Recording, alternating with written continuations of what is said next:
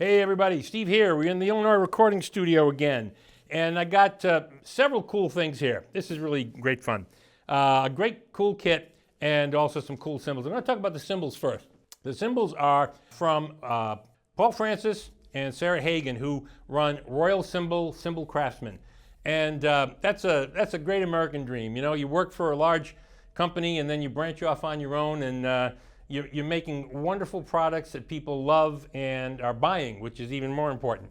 So we love the stuff.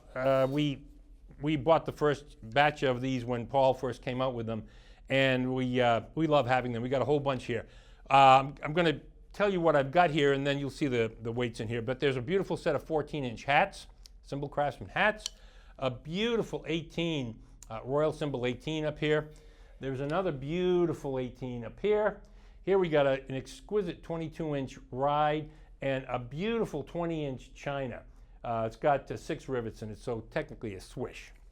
So I've got those, and these are all available on our Reverb store, of course. Now, I got this really cool kit. Now, there'll be a picture in the video of this, not this exact kit, but this exact model. And this is a model that Slingerland had in their catalog in the 60s. And it's a 12, a 14, and a 20, and this is a walnut stain. And then the snare drum is a chrome over brass 5x14 with a Setomatic strainer.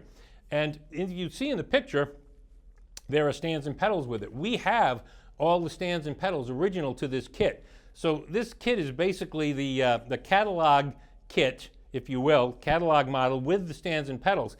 In the catalog, you'll see it with one cymbal stand, a snare stand, bass drum pedal, and hi-hat stand.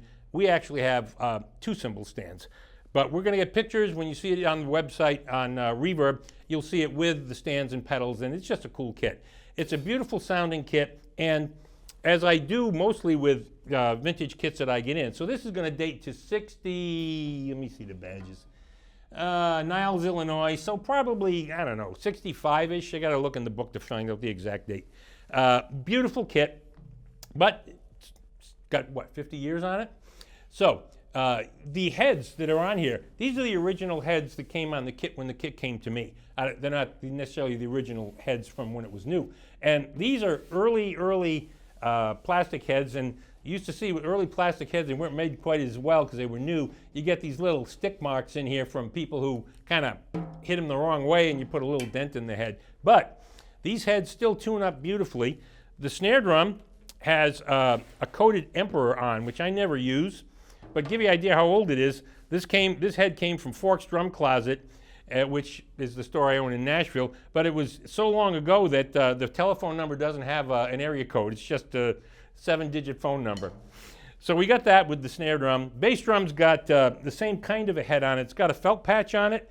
So I'm going to play it as is. We tuned it up just a little, and I think you'll find it really interesting. These kits are wonderful sounding sets. Of course, the internal muffler is here on the 12 and on the 14. 8x12, 14x14, 14x20, 5x14, or 5.5, I think it's 5. 5x14 snare drum, Setomatic strainer, fun stuff, and some great cymbals. So, and then one last thing before I play.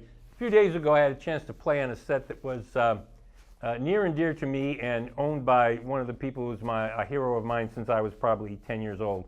And it was intimidating to sit down and play that set. And when I looked at listened to the recording later, it was okay, but I think I need to redeem myself. So I'm going to try to do a little better today. This won't be quite as intimidating because nobody famous owned this. Anyway, enough of that. Let's just do some, start with the cymbals. Here you go.